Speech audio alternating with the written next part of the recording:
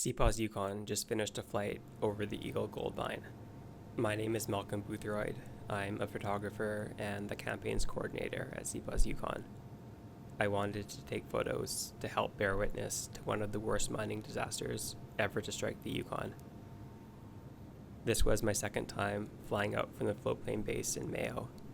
Last summer, my colleague Joti and I canoed down the upper section of the Stewart River. We wanted to take photos and videos and gather stories from this part of the territory of the First Nation of Na-Cho Nyäk. It was on that trip that another colleague of ours texted us over InReach to let us know that the heap leach at the Eagle Mine had collapsed. Flying out from Na-Cho this morning, it was almost like we were on our way to another canoe trip. You could see mountains stretching away as far as the horizon. We spotted a moose feeding in a pond next to the Stewart River. But then, out of the haze of the wildfire smoke, emerged the Eagle Mine. Victoria Gold used a process called heap leaching. The company blasted ore from a giant open pit, then crushed the ore and stacked it onto its heap leach. Then the company irrigated the ore with cyanide to extract the gold. On June 24, 2024, the heap leach collapsed, and 11 million tons of cyanide-laced ore slid down the mountainside, 2 million tons of which escaped containment. And ever since, cyanide has been escaping into the environment.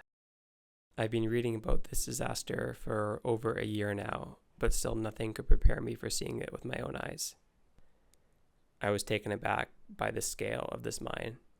Huge pieces of machinery were just specks in a sea of crushed ore, and you could see these deep canyons carved into the face of the landslide where streams of cyanide solution were pouring out from the heap leach, the same cyanide that ended up in Haggard Creek, and even as far away as the McQuestion River.